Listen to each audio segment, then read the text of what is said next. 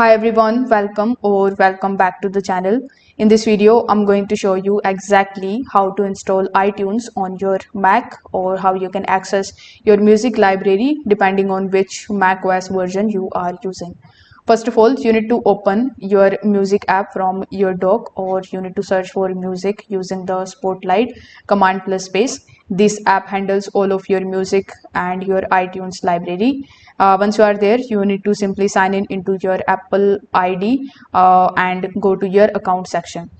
This actually lets you access your iTunes purchases, your Apple Music, and your sync devices. When you first launch the music, it may automatically pull in your old iTunes library. If not, you can go to the file section, then import and select your iTunes music folder.